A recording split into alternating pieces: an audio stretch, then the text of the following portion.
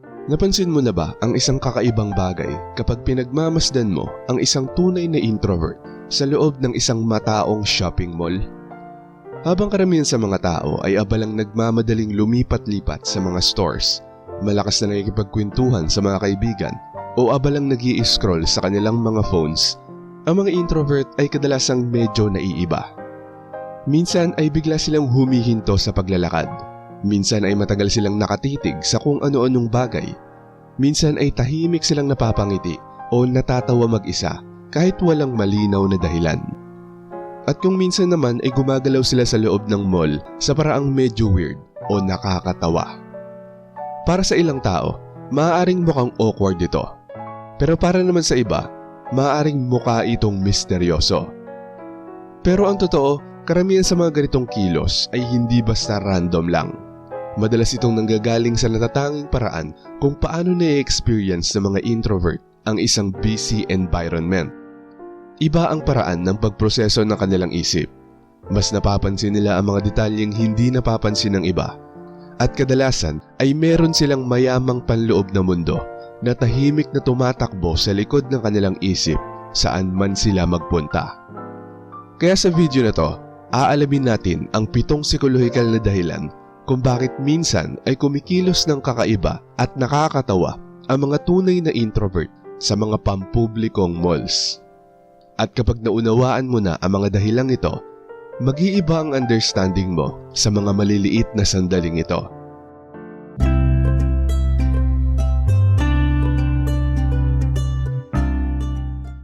Number 1. Ang kanilang utak ay nagpoproseso ng napakaraming stimuli. Ang mga shopping mall ay sobrang overstimulating na mga lugar. Isipin mo ang lahat ng sabay-sabay na nangyayari.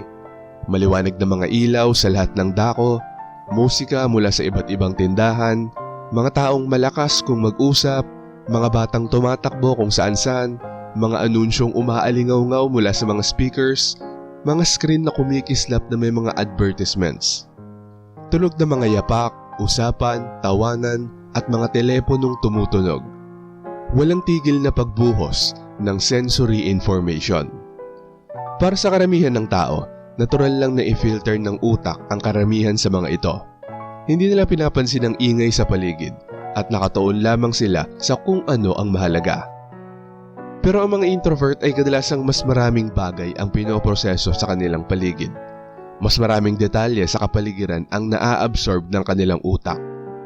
Ibig sabihin kapag pumasok sila sa isang lugar tulad ng isang busy na mall, mabilis na mapupuno ng mga impormasyon ang kanilang isipan. Dahil dito, maaaring mag-react ang kanilang katawan sa mga maliliit na paraan. Maaaring bigla silang huminto sa paglalakad, bigla silang lumiko o magbago ng direksyon, o maaaring tumigil sila at tumitig sa isang bagay habang sinusubukan ng kanilang utak na sabayan ang lahat ng nangyayari. Minsan pa nga ay mukhang parang sandaling nakalimutan nila kung saan sila papunta. Para sa iba maaaring magmukha itong kakaiba o parang lutang. Pero sa totoo lang ang kanilang isip ay sinusubukan lamang ayusin at iproseso ang lahat ng nangyayari sa paligid. Hindi ito kalituhan. Ito ay simpleng utak na nagpoproseso ng mas maraming impormasyon kaysa sa karaniwan. Number 2. Tahimik silang nagmamasid sa lahat.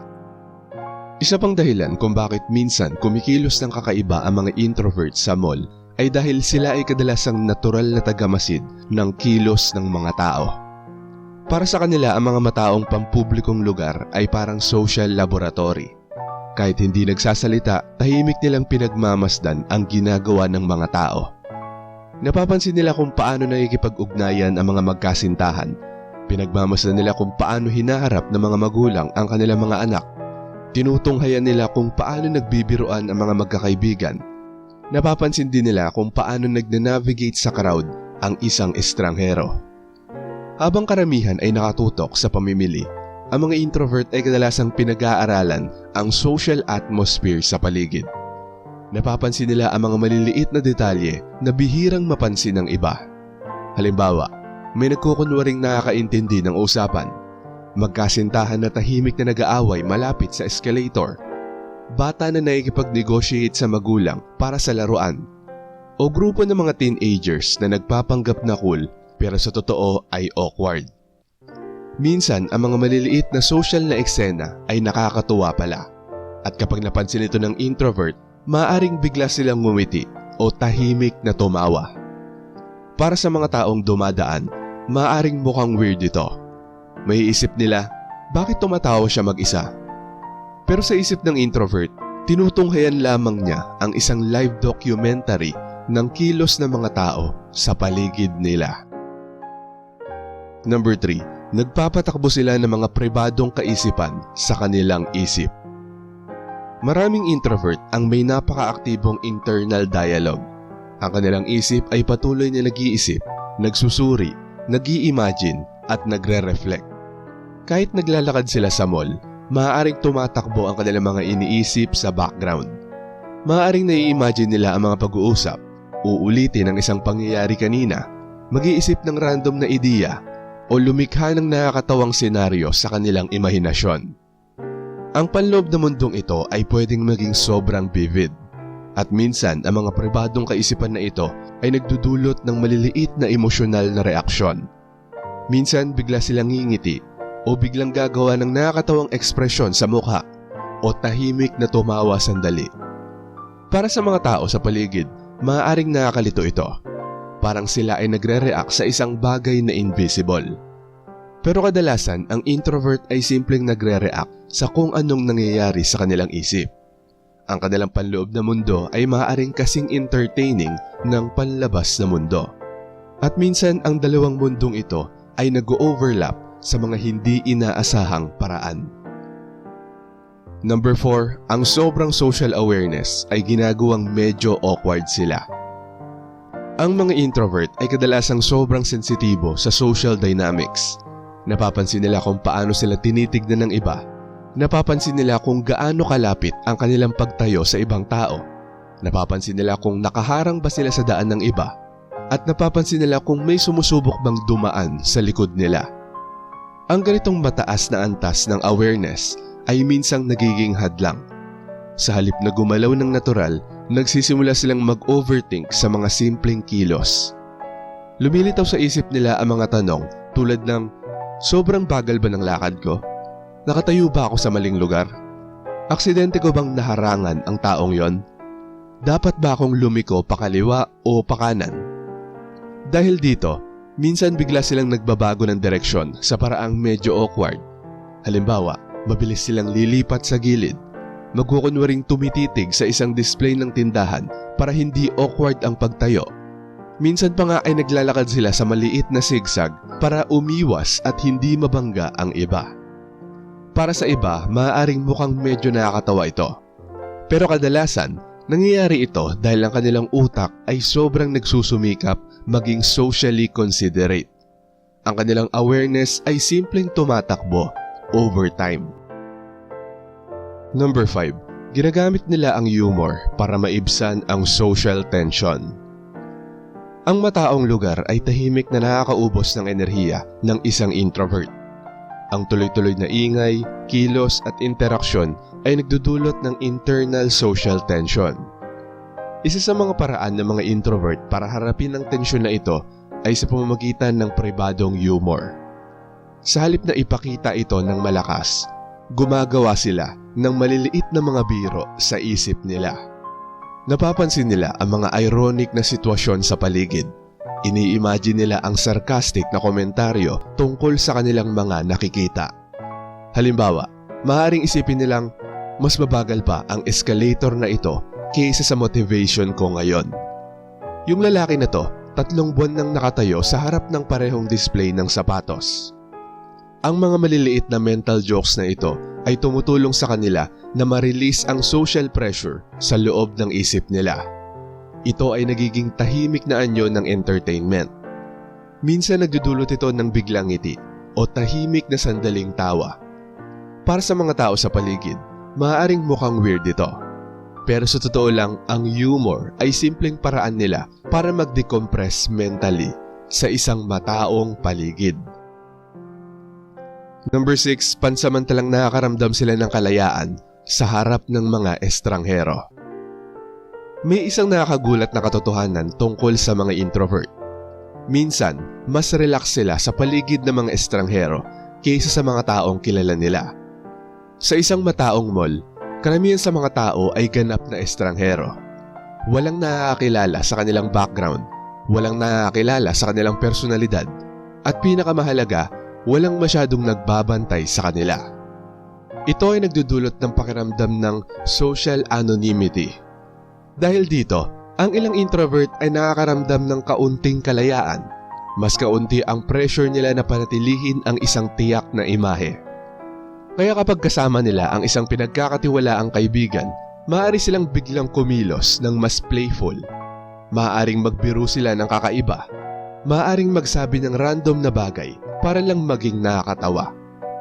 Minsan ang kanilang humor ay nagiging medyo kakaiba o hindi inaasahan. Para sa ibang tao, maaaring mukhang unusual ang kanilang kilos. Pero kadalasan ito ay simpleng introvert na nag-e-enjoy sa moment kung saan pakiramdam nila ay invisible sila at pwedeng mag-relax.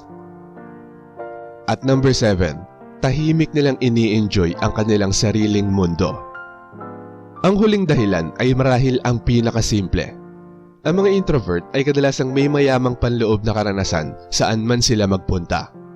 Kahit sa isang abalang shopping mall, konektado pa rin sila sa kanilang mga iniisip, nararamdaman at mga napapansing detalye. Napapansin nila yung mga maliliit na bagay tulad ng kung paano nagre-reflect yung mga ilaw sa sahig, yung ritmo ng mga taong naglalakad, yung kakaibang kombinasyon ng musika mula sa iba't ibang tindahan, o yung mga maliliit na absurdities ng buhay pampubliko. Dahil napapansin nila ang mga bagay na ito, minsan nagre-react sila sa paraang hindi inaasahan ng iba. Maaaring ngumiti sila sa isang banayad na detalye, o maaaring tahimik nilang i-enjoy ang isang sandali na kadalasan ay hindi pinapansin ng iba. Para sa ibang tao, ang mga reaksyong ito ay maaaring mukhang random. Pero sa totoo lang, ang introvert ay simpleng naaaliw sa maliliit na detalye ng mundo sa paligid nila. Ang kanilang isip ay kayang gawing interesting ang mga ordinaryong sandali. Para sa maraming tao, ang mga introvert sa isang mataong lugar tulad ng shopping mall ay minsang mukhang kakaiba, tahimik o biglang nakakatawa. Minsan ay bigla silang humihinto, minsan ay ngumingiti ng mag-isa, minsan ay gumagalaw ng medyo awkward sa gitna ng karamihan. Pero sa likod ng mga maliliit na sandaling ito ay kadalasang aktibong isipan, malalim na pagmamasid at mayamang panloob na karanasan. Ang mga introvert ay hindi lamang gumagalaw sa paligid. Sila ay nagsusuri, nag-a-absorb at tahimik na nag-i-interpret ng kanilang mga nakikita. Ang mukhang kakaibang kilos ay kadalasan sariling paraan lang nila ng pag-experience sa mundo. At minsan, ang tahimik na taong ngumingiti ng mag-isa sa gitna ng isang mataong mall ay simpleng napapansin lang ang isang bagay tungkol sa buhay na nilalagpasan ng iba. Shoutout sa mga nanood at nag-comment sa bagong upload na to. Shoutout kay Gunpla Addict. Sabi niya, sa totoo lang may kakaibang presence talaga ang mga introvert na hindi mo agad maipaliwanag. Hindi sila maingay, hindi sila naghahabol ng atensyon, pero kapag nagsalita sila o kumilos, parang may bigat at lalim. Siguro kaya maraming kabataan ang nahuhumaling sa kanila dahil sa mundong puno ng ingay at pagpapapansin, ang katahimikan ng isang introvert ay parang rare energy, mysterious, calm at authentic. Minsan, mas nakakakuha pa ng respeto ang taong hindi kailangang magpakitang gilas para mapansin. Sabi naman ni Marie the Lightworker, "Hi po Sir AP, good evening." At sa lahat ng mga taga-subaybay, ang pagkakahumaling ng mga kabataan sa mga introvert ay ang pagiging totoo, prangka, walang halong pambobola, at ang malalim na koneksyon sa gitna ng magulong mundo. Salamat po ng marami at God bless always. At ayon naman kay Rexon Kamatis, relate ako sa lahat ng video mo Sir AP. Tuwing nakikita ko at naririnig ko mga video mo Sir AP, nawawala ang pagod ko. Minsan tumulo pa luha ko kasi naramdaman ko mga ginagawa ko, pero mga deadma lang lahat-lahat. Marami naman CCTV sa workplace namin or mga mata, pero bungol pa rin yung amo namin. Di na ako pina-CA kaya bihira na lang ako mag-recharge. Tuwing Sunday na lang ako makapag-recharge sa sahod namin. Marami na talaga mga mababaw na utak ngayon. Puro bilis lang alam pero mababaw naman ang utak.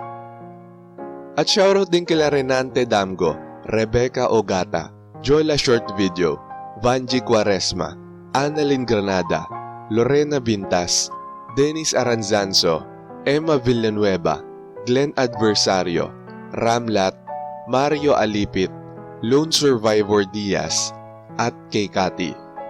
Maraming salamat po sa panunood. Kung gusto niyo ding ma-shoutout, mabati o mabasa ang comment nyo, mag-comment lang sa latest video rito sa channel na to at pipili kami doon ng mga isi-shoutout at babasahin para sa susunod na upload. Kung nagustuhan mo ang video na to, huwag kalimutang mag-like, i-share to sa iba at mag-subscribe na kung hindi ka pa nakaka-subscribe. Maraming salamat at see you next time.